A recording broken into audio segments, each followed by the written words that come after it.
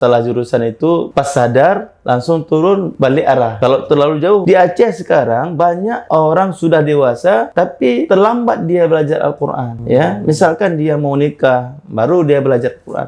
Mau naik caleg.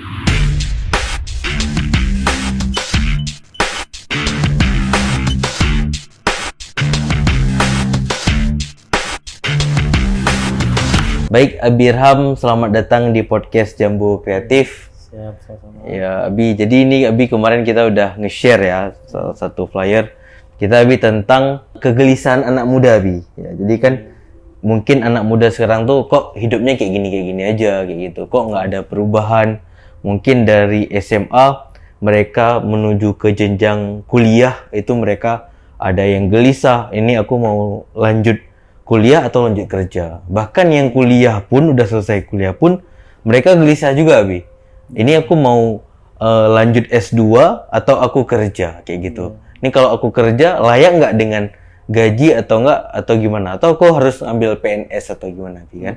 Itu kan kegelisahan yang ada. Mungkin ada obatnya atau ada cara Abi Irham sendiri yang untuk mengatasi ini Abi.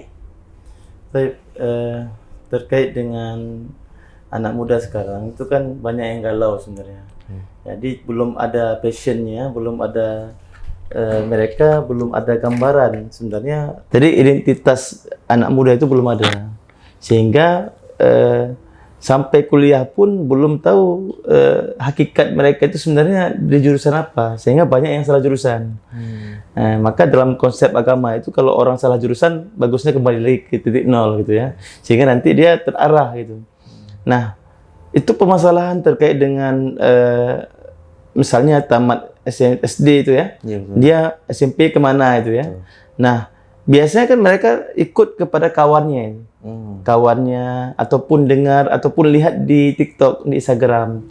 Jadi sekarang sudah ada perubahan. Kalau dulu itu ditentukan oleh orang tua, sekarang sekolah anak itu ditentukan oleh anaknya sendiri. Apakah itu dari kawannya ataupun dari IG-nya, gitu.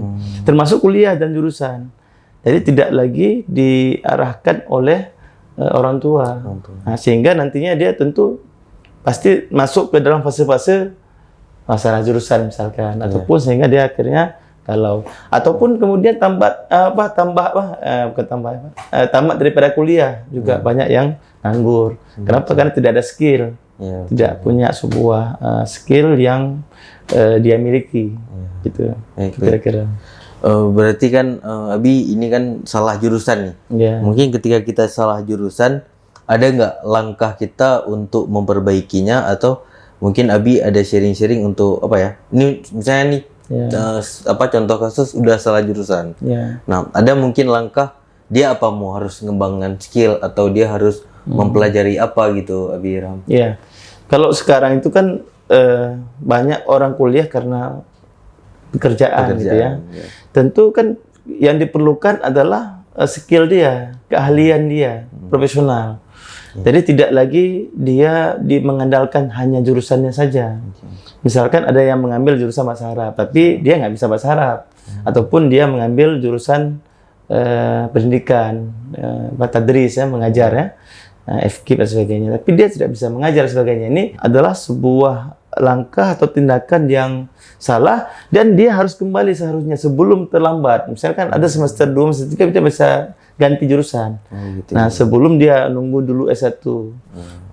Sehingga fashion dia dapat. Ya biasa kan gitu. Tamat SMA ya, kemudian anak-anak itu lanjut kepada fakultas itu sesuai dengan kawannya gitu kan. Bukan sesuai dengan fashion dia. Sehingga akhirnya terbawa.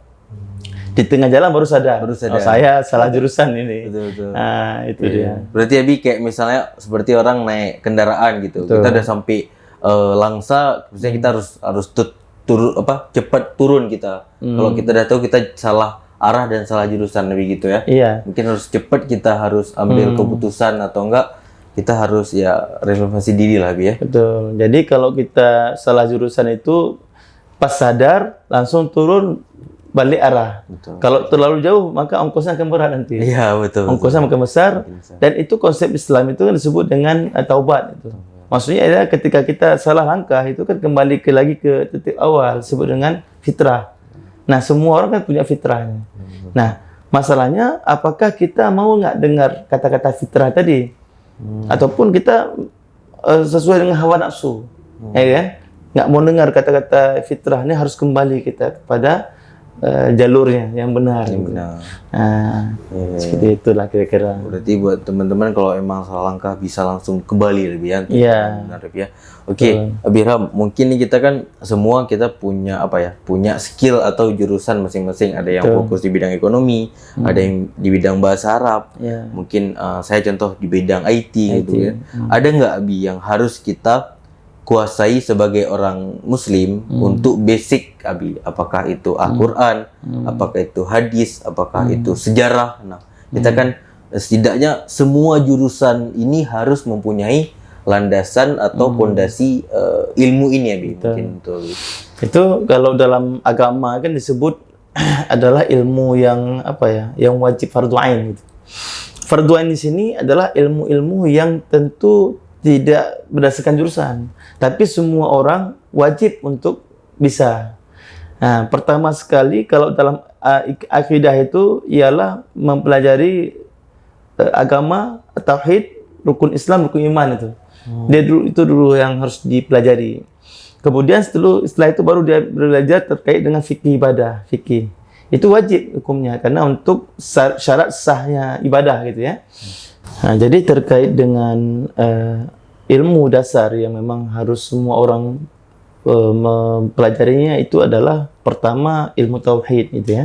Itu hal yang wajib itu. Itu ma'rifatullah wa ma'rifatur rasul wa ma'rifatun nabi wa ma'rifatul Quran gitu ya. Kemudian yang kedua adalah fikih ibadah.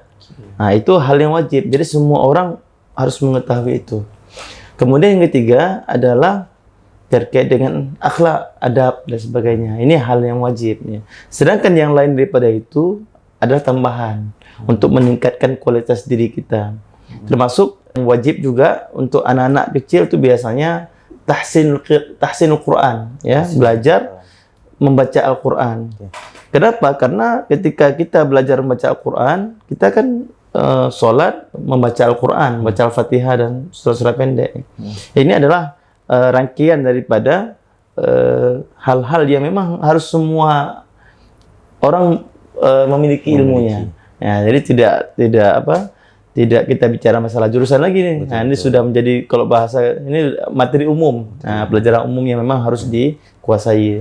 Berarti kalau di Indonesia sendiri Ustaz, itu udah diajarin di SD sama SMP atau ada sebagian diajarin atau tidak? Iya. Kayak Ma'rifatullah. Kalau tidak dipelajari di sekolah, biasanya mereka ada pengajian di luar gitu. Dan itu kewajiban orang tua. Ketika misalkan dia sekolahkan di SD. Di SD itu kan kita tengok juga di kurikulumnya apakah sempurna atau tidak. Kadang-kadang tidak diajarkan secara detail ya, tapi secara umum. Maka orang tua wajib mengantarkan anaknya untuk belajar ilmu agama ini kepada ustadz ataupun pengajian-pengajian balai dan sebagainya, nanti bisa menambah keilmuan biar nanti jangan salah jurusan. Betul, susah. Betul.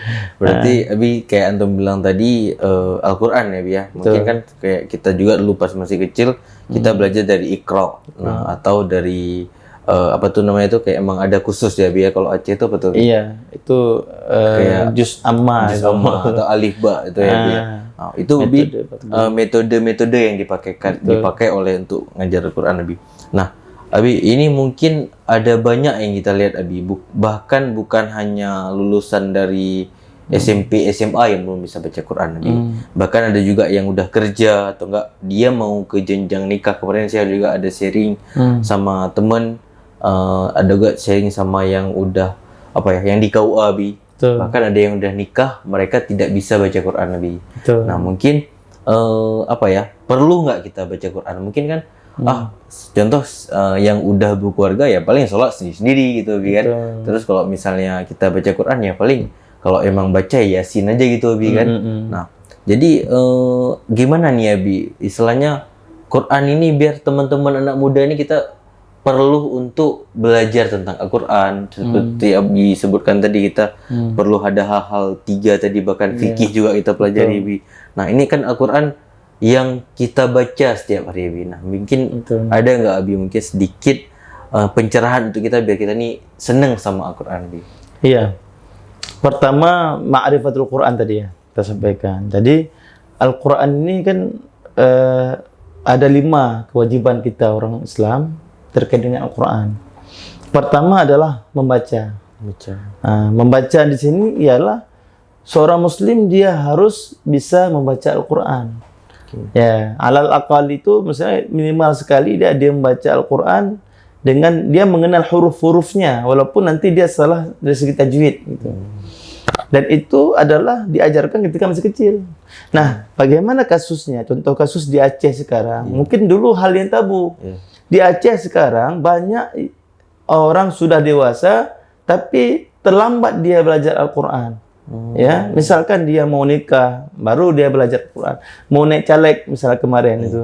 Ada sebagian daerah Gayo atau Aceh Temian dan sebagainya, ada beberapa caleg yang belum lancar membaca Al-Quran.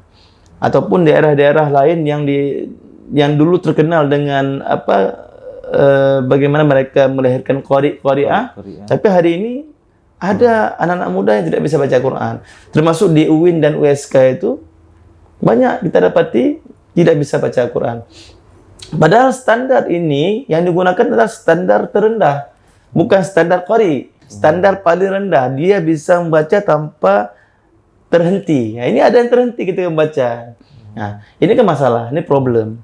Nah, makanya sekarang bagaimana kita mengajarkan kepada kawan-kawan kita ini akan pentingnya belajar membaca Al-Quran, ya kan? Belajar membaca Al-Quran di sini tidak bahas, kita nggak bahas masalah menghafal.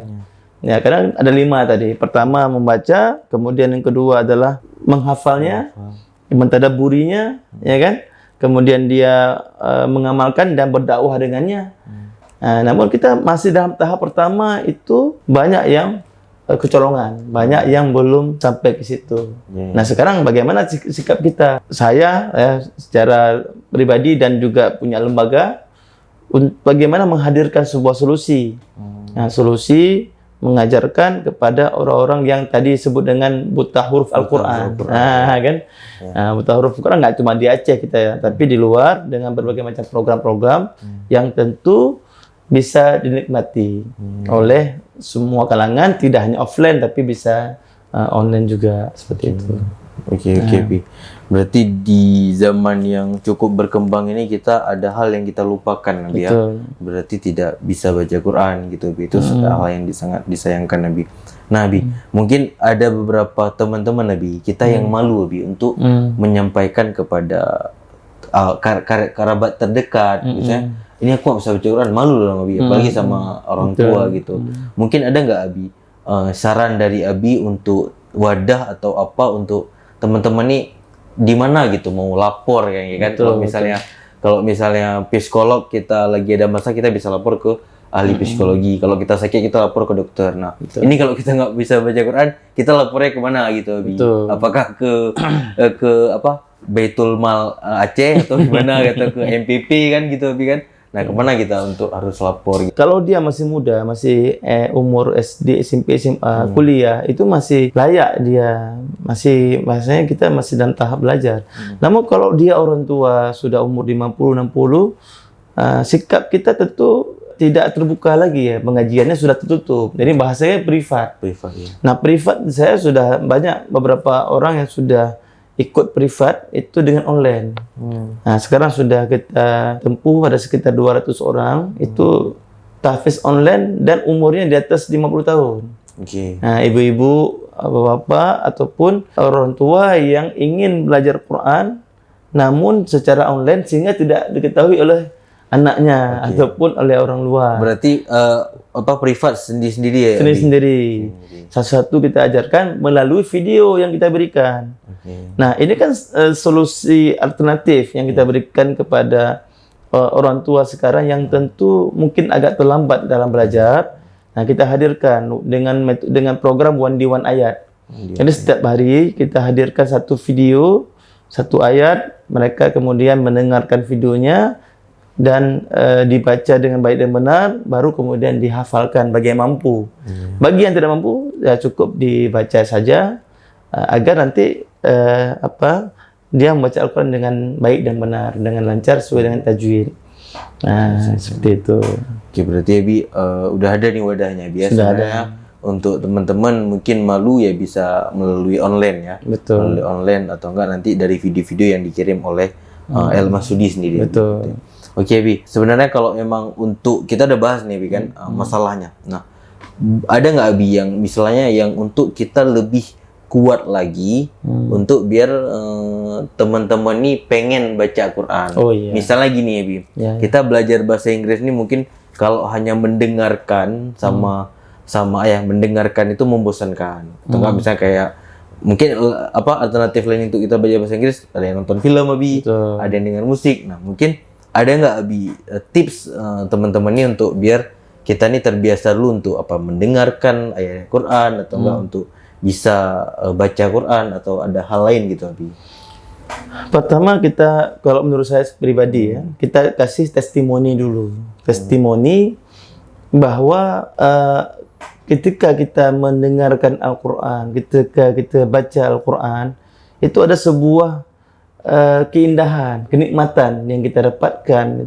Dan itu tidak didapatkan kecuali oleh orang yang sudah mendapatkan zuknya, sudah mendapat keindahannya. Ibarat orang, kalau bertanya dengan Al-Quran itu kan kita samakan dengan orang yang berada di lautan. Jangan samakan orang yang sedang berada di pantai melihat keindahan dengan orang sedang menyelam ke dalam dasar lautan samudra. Nah, kita tanyakan kepada orang sudah masuk ke dalam lautan, apa yang Anda lihat di dalam itu? Mutiara, keindahan ikan dan sebagainya. Itu hanya didapati ketika kita menyelam. Dan kita tanyakan kepada mereka yang sudah berhasil masuk ke dalam lautan samudra Al-Quran. Nah, inilah sehingga akhirnya orang tertarik. Ya, indah sekali Al-Quran, luar biasa. Isinya itu tidak monoton. Isi Al-Quran itu tidak monoton. Ya, semua mencakup. Kita lagi galau, healingnya dengan Al-Quran. Kita lagi ada masalah, Al-Quran. Maka disebutkan dalam beberapa riwayat itu, kawan yang tidak mungkin berkhianat ya Al-Quran. Kalau kawan lain mungkin dia tidak ketika kita bermasalah dia mungkin menjauh. Tapi Al-Quran semakin ada masalah semakin dekat sama dia. Semakin senang dekat dengan Al-Quran, sedih pun kita dekat dengan Al-Quran. Maka Al-Quran ini merupakan solusi sebenarnya, solusi hidup kita.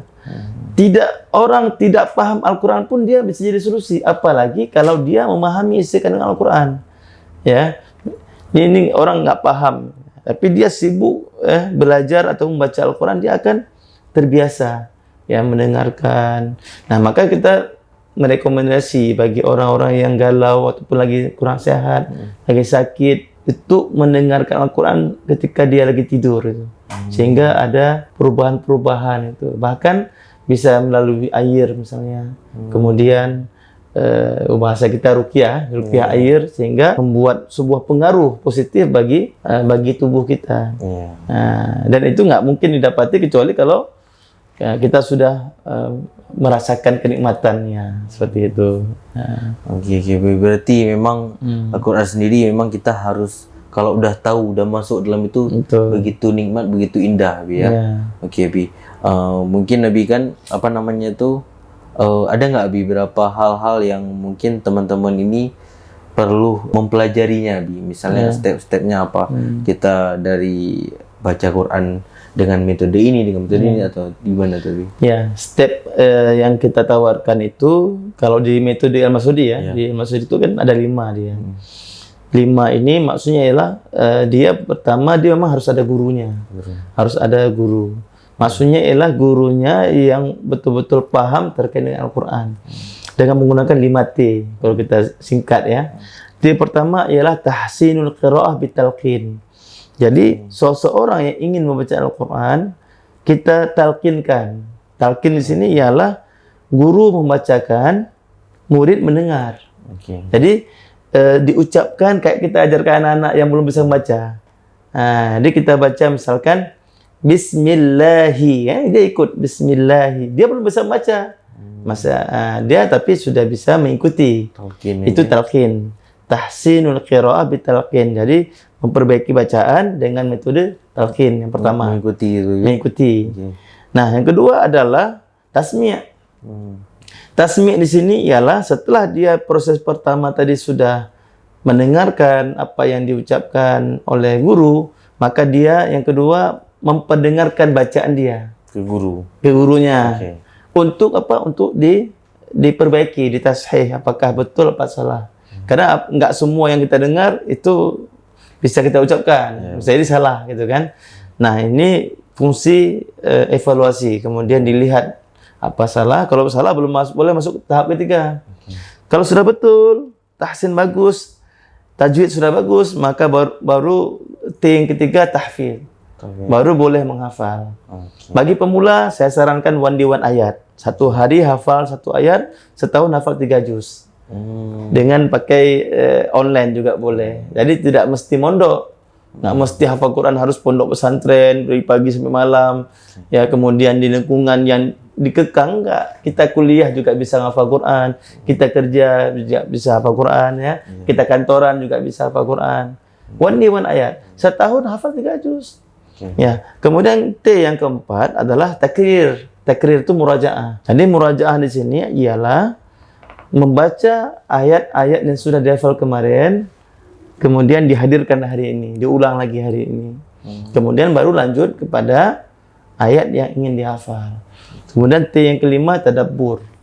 Tadabbur di sini ialah ketika kita membaca Al-Quran, kita membayangkan isi ataupun arti daripada ayat yang sedang kita baca. Ini berkaitan dengan surga, maka kita senang. Berkaitan dengan neraka, kita takut dan sedih. Hadirkan feeling kita, perasaan kita setiap kali baca Al-Quran. Ada kisah-kisah yang penasaran kita. Betul. Ada kisah yang misalnya mengambil pelajaran, mengambil iktibar. Jadi ada pengaruh bagi diri kita. Jadi bahasa kita ialah Quran tidak hanya untuk dihafal, tapi Al-Quran adalah pedoman hidup. Pedoman di sini ialah berfungsi untuk semuanya, untuk untuk diri kita, untuk dalam tingkah laku kita harus sesuai dengan Al-Quran. Ini 5T ini yang kemudian saya sebutkan. At-tahsin, ma'at-tahfidz, bifahmil ma'ani wa hifdzi raqam ayat. Dan kemudian nanti ada hafal dengan nomor ayat. Hafal nomor ini menarik. Ya. Nah, sehingga kita ketika ingin ngetes anak-anak, kita ngetesnya dengan menyebutkan nomor surat dan nomor ayat, sehingga anak-anak lebih santai, lebih senang dan lebih enak lah. Seperti itu. Oke, berarti ada beberapa teman-teman mungkin yang udah bisa baca Quran, alhamdulillah Bi kan. Alhamdulillah, kita inilah hal yang kita syukuri ya Bi. Ketika kita mungkin di masa pas SD SMP bahkan udah bisa baca Quran, mungkin ada tahap yaitu tahfidz. Nah, mungkin kan teman-teman yang udah bisa baca Quran, Abi ada nggak tip untuk hafal seperti Abi bilang tadi kan, one day one ayat gitu kan. Mungkin kita one day one ayat lihat tiba-tiba nanti udah lupa Abi gitu kan. Nah, mungkin ada nggak Bi mungkin saran gitu kan untuk kita cepet hafalnya Bi, atau enggak ada hal nggak Bi yang itu menghambat kita untuk hafalan Nabi? Iya. Kalau terkait dengan cepat atau lambatnya dalam menghafal, itu ada 4 itu. Ada orang yang cepat menghafal, cepat lupa. Gitu kan? Ada yang cepat hafal, lama lupa. Ada yang lama hafal, cepat lupa. Ada yang hafal, lama lupa. Kita hari ini pakai yang terakhir itu, yang keempat. Lama hafal, lama lupa. Nah, kenapa lama hafal? Karena dalam Al-Quran itu ataupun dalam riwayat dalam sahabat itu tidak ditargetkan hafal Quran harus setahun, harus 3 tahun. Tidak ada kejar target. Tidak target. Nah, cuma walaupun sekarang ada namanya kelas percepatan. Nah, itu kan karena permintaan dari sebagian orang yang tidak sempat gitu ya. Nah, tapi secara hakikatnya hafal Quran itu nggak mesti harus selesai setahun, 3 tahun atau 6 tahun. Kita hafal Quran seumur hidup. Nah, jadi hafal Quran ini berapapun yang kita hafal, namun kita syukuri, Allah tambah lagi, besok nambah lagi. Kemudian kita ulang-ulang. Maka ada sebuah komitmen bagi penghafal Quran. Setiap hari dia harus ada makro harian yang dia baca. Makro harian ini dia baca selepas subuh. Jadi setelah salat subuh dia ambil Quran, dia baca makro yang rutin. Apakah itu 1 hari 1 lembar, 2 lembar, 3 lembar, tergantung berapa juz yang sudah dihafal. Kalau dia sudah hafal 30 juz misalkan, maka dia wajib minimal 1 hari dia murajaah 1 juz 1 hari dengan cara membaca Al-Quran. Membaca, waktunya kapan? Setelah solat subuh. Itu waktu yang paling ya? Lebih bagus lagi sebelum subuh. Nah, itu waktunya berapa lama? 30 menit. Nah, kita nanti bisa tes. Ya, bagi yang sudah hafal, yang belum hafal 1 jam. 1 jam. Nah, gitu kan. Jadi harus lama lagi. Beda. Maka itulah keuntungan orang yang sudah menghafal. Keuntungan apa? Ketika dia baca, dia tidak mesti lagi harus melihat Quran. Dia sedang naik motor, naik mobil, murajaah. Sambil naik motor, sambil ingat ayat-ayat yang dihafal ya. Lagi nonton bola. Bola kan kita nonton pakai mata ya, bukan pakai mulut ya. Nah, mulut main terus. Nah, 90 menit udah 10 menit tuh. 7 lebih itu. Nah, itu kelebihan bagi orang yang hafal Quran. Nah, sekarang pertanyaannya, apa sih keuntungan? Itu kan? Kalau kita baca banyak, apa keuntungannya? Apa keuntungan kalau kita banyak membaca Al-Quran? Nah, banyak membaca Al-Quran, keuntungan banyak sekali. Kalau kita lihat hadis ya, hadis itu sangat banyak keuntungan orang yang membaca Al-Quran. Ya, di antaranya siapapun nanti yang baca Al-Quran, maka Al-Quran akan datang sebagai pemberi syafaat. Pemberi syafaat itu semenjak dia masuk kubur sampai dia dimasukkan ke dalam surga. Ketika dia masuk surga, maka ada hadis yang sahih, Iqra' warattil wartaqi fa inna manzilataka 'inda akhiri ayatin taqra'uha. Orang yang sudah masuk surga sekalipun, biar untuk membedakan surga mana yang dia tepati, kita tengok kamu sudah berapa kali khatam. Nah, dia akan baca terus sambil naik terus ke langit-langit, ke surga-surga ke atas terus. Semakin banyak khatam, semakin bagus. Itu keuntungannya. Nah, selain daripada keuntungan dari segi ruhiyah kita di bumi ini menjadi tenang, santai. Dan para ulama sudah menjelaskan bahwa sebanyak apapun yang kita baca Al-Quran, sebanyak itulah berkah waktu kita. Misalnya 1 hari kita baca 3 juz, maka waktu sehari semalam itu akan berkah. Kemudian juga keuntungannya apa? Rasulullah ya dalam hadis yang sahih juga sebutkan, yang maknanya ialah siapapun yang membaca Al-Quran, maka itu ibarat seperti mendapatkan 1 ayat itu ibarat 1 ekor unta merah. 1 ekor unta merah itu kan seharga 1 M. Maka kalau satu ayat kita baca, itu kalau dihargai 1 M. 1 M. Maka kalau semua orang kita bilang, ayo baca Al-Quran 1 hari 1 ayat, maka 1 hari 1 M. Sekarang bagaimana cara kita balas tuh? Nggak bisa, nanti di surga dibalas oleh Allah Subhanahu Wa Taala. Masya Allah, gitu. Berarti ini sangat beruntung teman-teman yang sudah hafal Al-Quran. Masya Allah, termasuk untuk bilang tadi bahwasanya Al-Quran ini sumber anak-anak muda untuk healing ya. Mungkin sedikit sekali kita lihat anak muda yang kalau dia baca Quran, kalau dia menghafal Quran, dia jauh dari namanya galau. Betul. Anti galau. Anti galau. Mungkin kan frustasi, mungkin itu tidak ada Betul. Mungkin dikasih terus jalan-jalan terbaik ya. Jadi kalau hari ini anak muda kalau galau itu kemana larinya? Paling nonton bola, film. Kalau cewek-cewek biasa musik ya. Dengan musik yang yang sedih. Ya.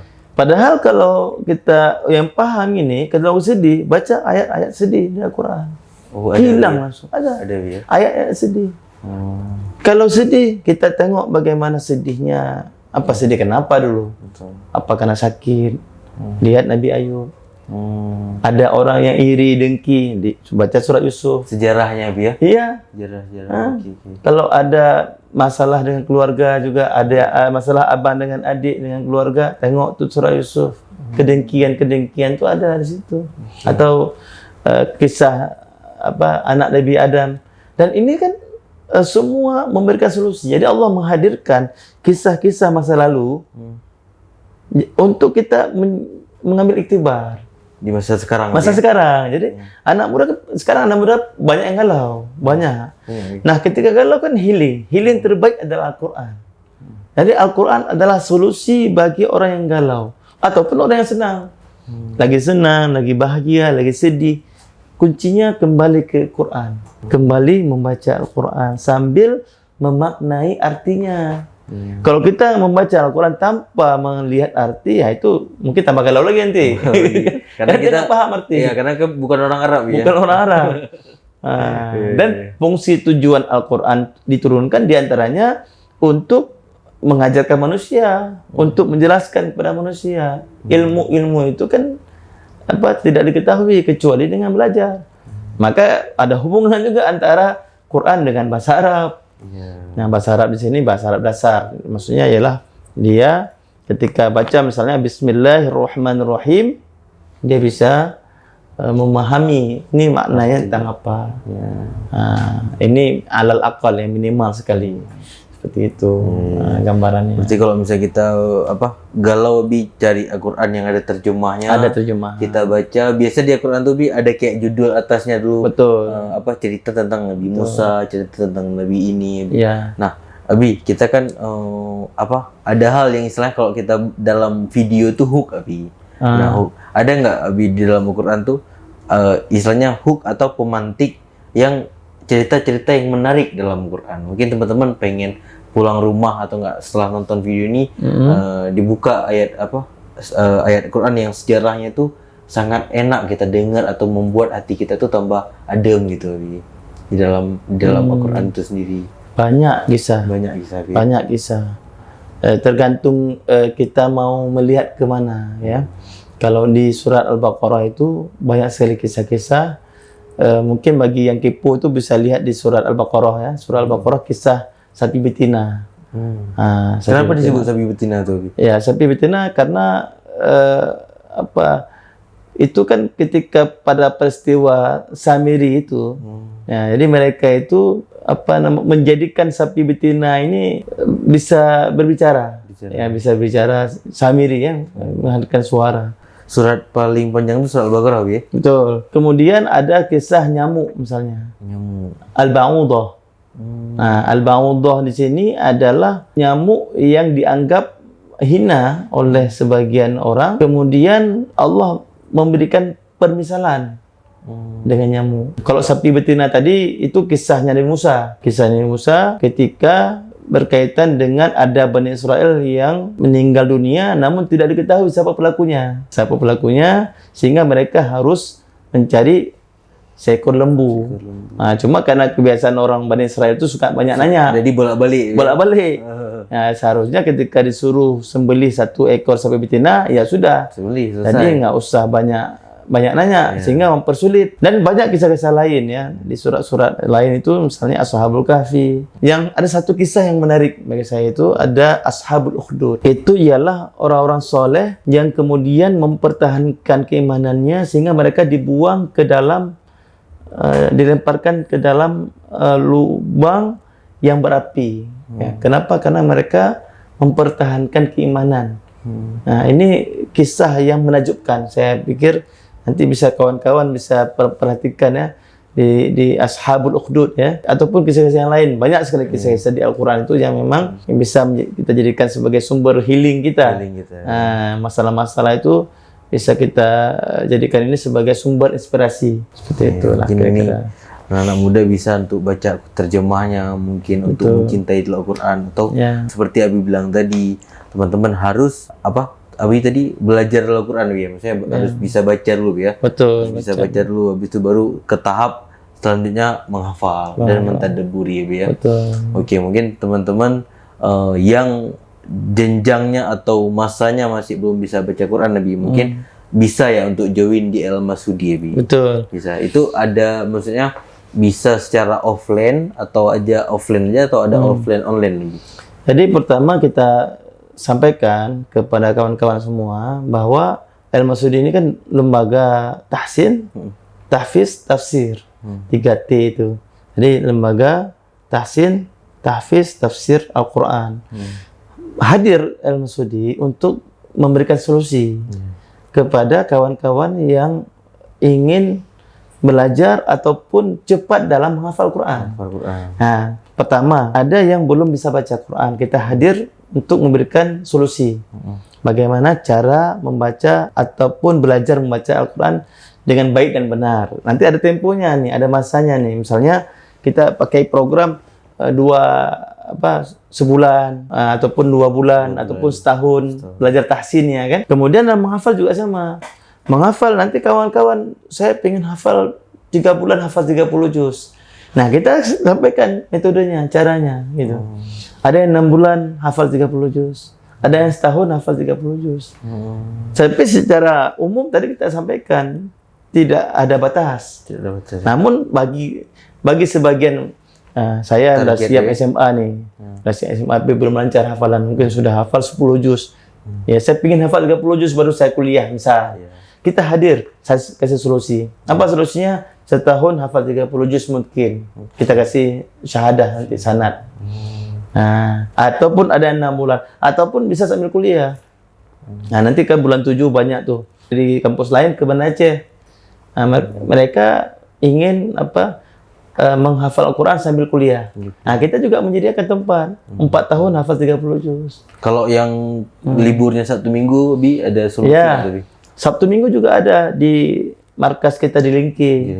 Sabtu Minggu itu misalnya dari hari Sabtu dari pagi sampai sore bebas dia memilih jam berapa. Kadang dia bisa pagi, siang, sore atau malam. Sama juga hari Ahad misalnya Minggu ini dia bisa pilih bebas. Kita sediakan sebesar mungkin bagi siapapun yang ingin belajar. Jadi nggak kita hambat. Nah, masyarakat kayak liburan ini kan. Ada orang tua hubungi, Abi ini ada nggak program liburan? Oh, kita nggak ada, tolong buat. Nah, akhirnya kita buat program liburan 10, 20, dan 30 hari. Menghafal Quran. Tidak ada target, nggak pakai target. Karena ada anak-anak yang baru tahsin, yang baru ngafal. Nah, program nginap, intensif. Nah, sekarang kita ada buka program setahun hafal 30 juz. Setahun hafal 30 juz. Bagi kawan-kawan yang tamat SMA, nggak mau kuliah dulu, boleh. Ataupun sambil kuliah. Jadi tamat kuliah, ijazah kampus dapat, hafalan dapat, hafal hadis one hadis dapat, belajar bahasa Arab dapat. Fondasinya cukup Fondasi kuat. Iya. Itu yang kita kasih solusi. Nah, sehingga mereka pulang ke kampung halaman masing-masing, minimal adalah skill yang dia miliki. Nah, seperti itu. Teman-teman, ayo kita nih harus harus peka lah. Harus peka lah, jangan kita mikirin tentang dunia aja. Saya juga sendiri usikum wa nafsi ya Bi, saya juga pengen belajar lagi tentang Al-Quran, termasuk tahapan tadi saya pengen menghafal lah Bi, menghafal sama mentadabburi Quran. Mungkin ya kita walaupun sudah di masa kerja, walaupun kita punya basic pesantren, kita pasti kadang-kadang belok kanan juga Abi nih. Belok kanan, kadang-kadang belok kiri. Jadi kita kan perlu contoh kayak podcast ini kan saya menambah ilmu Abi, menambah ilmu untuk ternyata Al-Quran itu sangat luas Abi. Ternyata menghafal itu sangat mudah Abi kan. Kalau kita tahu tipsnya, cara-caranya, bikin metodenya dulu. Oke, ayo teman-teman mulailah berubah ya. Karena ini mungkin masih muda. Nanti kalau udah punya anak terutama Abi kan, apalagi udah punya cucu, udah tua lah kan, kita belum bisa baca Quran kan malu. Tiba-tiba ada anak, ayah tolonglah ajarin baca Quran tadi. Kan nggak bisa, jadi malu kan Nabi kan. Mau sembunyi di mana kita ya kan? Dan kan tiap hari kita ketemu dengan anak kita Abi kan. Nah, mungkin Abi ini the last terakhir Abi, mungkin closing statement saran ya Abi untuk anak-anak muda, terutama tadi judul kita adalah untuk menghilangkan namanya galau healing dengan cara Al-Quran Nabi. Mungkin closing statement Nabi, silakan Nabi. Ya, kawan-kawan semuanya, tentu ini saya sampaikan pesan ya dari saya sendiri kepada kita semua bahwa menghafal Al-Quran itu ataupun membaca Al-Quran adalah sebuah kenikmatan yang akan kita rasakan keindahannya kalau terus-menerus kita bacakan. Apalagi kita membacanya ketika sholat tahajud misalnya, ataupun sholat sunnah. Walaupun hanya beberapa ayat saja, maka akan menambah sebuah kekuatan bagi diri kita. Sebuah kenikmatan yang tidak dirasakan oleh orang lain. Karena Al-Quran adalah petunjuk. Ibarat kata kalau orang Jepang itu membuat motor atau mobil, pasti mereka membuat petunjuk cara penggunaannya. Maka Allah Subhanahu wa taala ketika menciptakan manusia, pasti memberikan petunjuk. Tidak boleh manusia ini tersesat dalam kegelapan. Nah, hari ini ada kegerakan-gerakan yang ingin menjauhkan anak muda dari Al-Quran. Ya, jadi ketika kita baca Al-Quran dianggap ini sok alim. Ketika kita solat sok alim. Padahal masalah ngaji, masalah solat itu bukan masalah alim nggak alim. Orang Islam dia tetap wajib baca Quran, wajib solat itu ya. Nah, cuma hari ini ada sebuah penangkalan agama sehingga akhirnya anak-anak muda merasa bahwa saya nggak perlu lah ini. Akhirnya mereka mengambillah yang lain sebagai sumber healing dia. Apakah misalkan dengan musik, nonton sinetron, drama Korea, buat joget-joget di TikTok untuk melampiaskan kegalauan dia. Akhirnya healing yang dia inginkan nggak hilang. Healingnya nggak hilang, bertambah lagi healing yang ataupun bertambah lagi masalah-masalah yang lainnya. Maka hari ini El Masudi hadir memberikan solusi kepada kita semuanya, dan ini kesempatan nggak akan berulang 2 kali gitu. Kalau ada kesempatan langsung kita gerak tanpa harus bertanya nanti bagaimana kuliah saya, bagaimana kerja saya. Insya Allah nggak mengganggu program kita. Ya, programnya misalnya one day one ayat. Itu alal aqal tuh minimal sekali. Oh, saya sanggup 5 ayat, bismillah. 10 ayat, bismillah. One day one juz pun boleh. 30 hari hafal 30 juz. Nah, inilah yang kemudian saya ingin menawarkan. Tentu manfaat bagi siapa? Saya pun dengan membuat program ini, ya minimal kalaupun saya lagi malas baca, saya bisa tasmi orang membaca, bisa mendengarkan orang baca. Itu manfaatnya. Kalau manfaat yang lain apa? Khairukum man ta'allamal Qur'ana wa 'allama. Itu manfaatnya. Sebaik-baik pekerjaan kamu adalah pekerjaan orang yang belajar Al-Qur'an dan mengajarkannya. Nah, maka ini sebuah pahala yang sangat besar ya ketika kita belajar kalamullah. Tidak ada pekerjaan yang lain yang melebihi daripada ketika kita berhubungan dengan kalamullah ini, apakah itu belajar ataupun kita mengajar. Mungkin ini yang bisa kita sampaikan ya, mudah-mudahan nanti bermanfaat dan nanti bisa saling tanya-tanya lah, sharing-sharing kepada kita yang terkait dengan program ini ya. Dan juga terima kasih kepada Nyambung Kreatif ya, yang memang luar biasa ya, ikut support kepada dakwah anak muda, kepada program-program yang bermanfaat ya. Ya, mudah-mudahan eksis terus ya, menjadi viral FYP insyaallah ya, menjadi branding ya, menjadi sebuah trending nomor 1 di terutama di Aceh lah, untuk gerakan dakwah milenial. Seperti itu kira-kira. Siap, terima kasih Birham untuk sharing-sharingnya kita hari ini. Mungkin teman-teman nanti di bawah video kita taruh linknya biar untuk yang mau join atau enggak yang untuk mau ikut program apa, silakan nanti diskusi mungkin lebih lanjut, atau enggak kalian malu untuk komen di bawah, kalian bisa diskusi bersama Birham. Oke, baik, terima kasih untuk teman-teman muda seluruh Indonesia. Terima kasih untuk Jambu Kreatif dan untuk tim-tim Jambu Kreatif yang terus mensupport kita, dan seluruh orang yang support Jambu Kreatif terima kasih juga. Mungkin ini Abi, terima kasih banyak Abi.